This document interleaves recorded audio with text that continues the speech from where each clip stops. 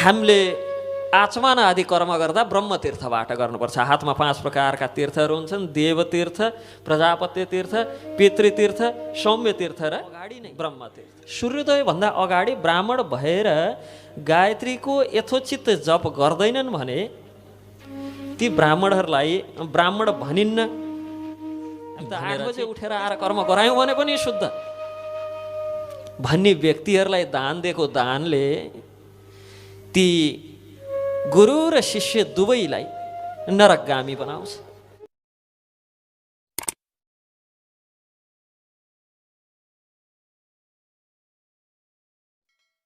व्यक्तिका दाहिने हातमा 5 प्रकारका तीर्थहरू हुन्छन्। के त यो माथिल्लो भागमा औँलाका टुप्पामा देवतीर्थ हुन्छ। अर्थात् देवतीर्थबाट के गर्नु पर्यो त भन्दा देव कर्महरू गर्दा यो देवतीर्थबाट गर्नु पर्यो। अनि त्यस पछाडि प्रजापत्य तीर्थ यो भागमा, यो हाम्रो यहाँ एउटा घेरा हुन्छ, यो घेरादेखि मुनिको यो भागमा प्रजापत्य तीर्थ हुन्छ। र यी 2टा घेरा, हातका यहाँ बिचमा 2 घेराहरू हुन्छन्, यी 2 घेराको बिचमा सौम्य तीर्थ हुन्छ।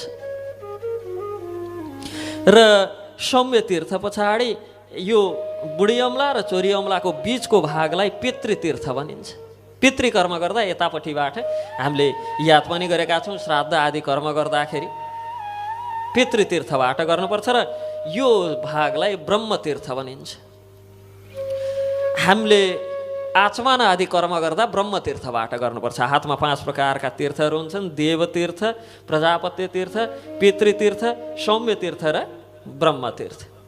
हामीले आचमन आदि कर्म गर्दाखेरि ब्रह्मतीर्थबाट गर्नुपर्छ। र एकाग्र भएर, सबैभन्दा पहिले त आचमन आदि गर्दाखेरि एकाग्र भएर चित्तलाई भगवान श्री गोविन्दमा स्थिर गरेर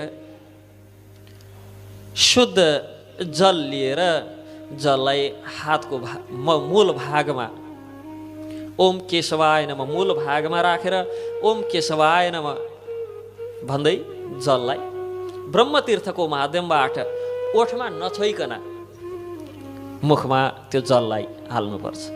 यसरी 3 पटक ओम केशवाय नमः, ओम नारायणाय नमः, ओम माधवाय नमः, यस प्रकार 3 पटक भन्दै हातको मूल भागमा सौम्य तीर्थ भागमा जललाई लिएर ब्रह्मतीर्थको माध्यमबाट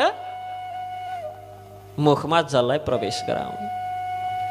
तत्पश्चात आचार्य आदिका लक्षण, आचार्य कसलाई भन्ने, गुरु कसलाई भन्ने, पुरोहित कसलाई भन्ने, पण्डित कसलाई भन्ने, महागुरु कसलाई भन्ने, ब्राह्मणलाई सबै प्रकारका सिद्धिहरू जप तपद्वारा प्राप्त हुन्छ। वर्णाश्रम सम्बन्धमा व्याख्या गर्दा ब्रह्मचार्य, ब्राह्मण, क्षत्रिय, वैश्य, शूद्र, गृहस्थ, वानप्रस्थ, सन्यासी सबै गुण र कर्मका आधारमा जो छुट्याइयो, यी सबैको सिद्धि चाहिँ एउटै कुराबाट मात्र प्राप्त हुन्छ, जपबाट प्राप्त हुन्छ। र ब्राह्मणले अरू कुनै कर्म, ब्राह्मणको कर्म के हो भनेर हिजोको सत्रमा हामीले चर्चा गरेका थियौँ। ती ब्राह्मणहरूले अरू सबै कर्म गर्लान् नगर्लान्, व्यक्ति ब्राह्मण हुनका लागि जप चाहिँ अवश्य पनि गर्नुपर्छ। यदि सूर्योदयभन्दा अगाडि ब्राह्मण भएर गायत्रीको यथोचित जप गर्दैनन् भने ती ब्राह्मणहरूलाई ब्राह्मण भनिन्न भनेर चाहिँ, त्यस्ता व्यक्तिहरूलाई ब्राह्मण भनिन्न भनेर यहाँ सुमन्त मुनिले बताउँदै हुनुहुन्छ।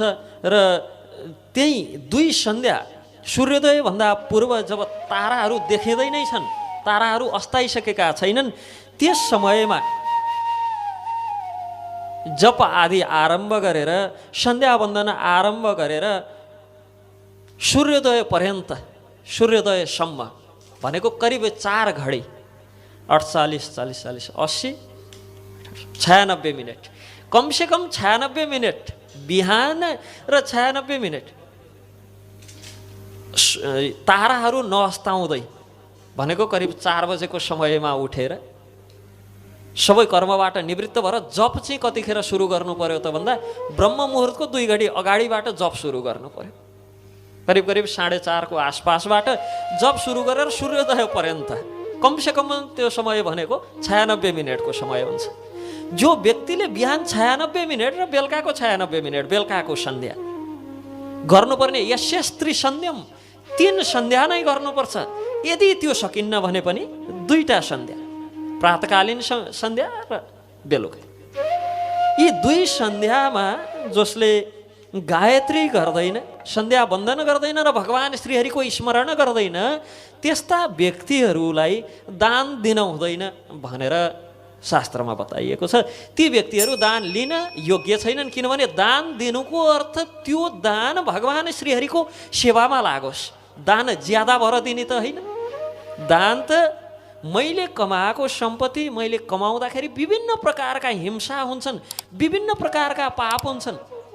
व्यापार गर्ने व्यक्तिले 50 रुपियाँमा किनेको सामान मैले 55 रुपियाँमा किनेको हजुरलाई 56 रुपियाँ मात्र लिन्छु भनेर बेच्छन्। मैले 50 रुपियाँमा किनेको हजुरलाई 50मा दिन्छु भन्नु भने त व्यापार कहाँबाट हुन्छ? उसको त वृत्ति नै सक्यो। अब 50मा किनेर 55मा 56मा होइन 50मा किनेर मैले नै 150 परे हजुरलाई 155मा दिन्छु भन्छ। त्यो कतैबाट त धन शुद्धि गर्नु पर्यो। धनको शुद्धि कसरी हुन्छ? गर्भ शुद्धि संस्कारात्, गर्भ शुद्धि संस्कारले हुन्छ। धन शुद्धि दान, धनको शुद्धि दानले हुन्छ। अब दान दिँदाखेरि शुद्धि हुने हिसाबले दिनु पर्यो। जसले सन्ध्या वन्दन नै पनि गर्दैनन्, दिनमा 3 घण्टा पनि भगवानका लागि जसले छुट्याउन सक्दैनन्, तिनले त दान आफै भोग गर्ने हो। दान हामीले कसैलाई दान दिनुको उद्देश्य त त्यो दानको शुद्धि होस्। दानको शुद्धि कसरी हुन्छ? धनको शुद्धि कसरी हुन्छ? कुनै पनि दान भगवान् श्रीकृष्णसम्म कसै गरी पुगेन भने, भगवान् श्रीहरिको सेवामा कसै गरी पुगेन भने त्यो शुद्धि हुँदैन। यसकारण दान लिनका लागि पनि अहिले त बडो गजब छ। यज्ञ गर्न बसेका यज्ञ ब्राह्मणहरू जसले कमसेकम यी 4 नियमहरू पालन गर्दैन, त्यस्ता व्यक्तिहरूलाई सुरो समात्ने अधिकार छैन। जसमा दया, सत्यता, तपस्या, पवित्रता छैन। जसले मांसाहार गर्छ, जसले व्यभिचार गर्छ, जसले नशाजन्य पदार्थको धुम्रपान, मदिरापान आदि इत्यादि सेवन गर्छ, जो जुवा तास भने पछाडि बडो रमाइलो लाग्छ, त्यस्ता व्यक्तिहरू सुरो समात्ने अधिकार छैन। ती सुरो समात्नेसम्म त ठिक, त्यो सारा दान पनि बुझेर लिन्छ। अनि आफूले आफूलाई ब्राह्मण भन्न पनि छोड्दैनन्। 8 बजे उठेर मुस्किलले मुख धोएर दौडेर यजमान कहाँ पुगेर कर्म गर्छन्। अनि हामी त त्यसै शुद्ध नि, हाम्रो त मुखै शुद्ध, नुहाउनु धुवाउनु सबै तपाईँले पर्ने।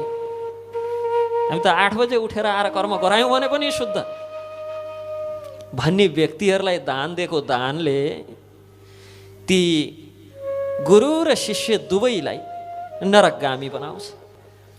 त्यति मात्र बनाउँदैन, नरकमा अनेक प्रताडन पश्चात फेरि पृथ्वीमा आएर त्यस्ता गुरु वृक्ष बन्छन्। तिनका शिष्य त्यो रुखमा उम्रिने त्यो झ्याउ लेउ के लाग्छ नि त्यो भन्छ। किन? अघिल्लो जन्ममा गुरुले शिष्यलाई चुसेका थिए। त्यो त चुसेकै त हो। अयोग्य पात्रले जबरजस्ती दान लिनु, डर त्रास धम्की देखाएर, आतंक देखाएर, यसो गर्नु भन भने तपाईँका पितृ उहाँ पर्छन्, त्यसो गर्नु भन भने तपाईँका यी उहाँ पर्छन् भनेको त चुसेकै। अघिल्लो जन्ममा गुरुले शिष्यलाई चुसेका थिए। अर्को जन्ममा अब ती झ्याउहरू भनेका त त्यही रुखलाई चुसेर बाँच्ने हो नि त। शिष्यले गुरुलाई चुस्छन्। यस प्रकार तिनको सम्बन्ध जन्म जन्मान्तरसम्म रहन्छ।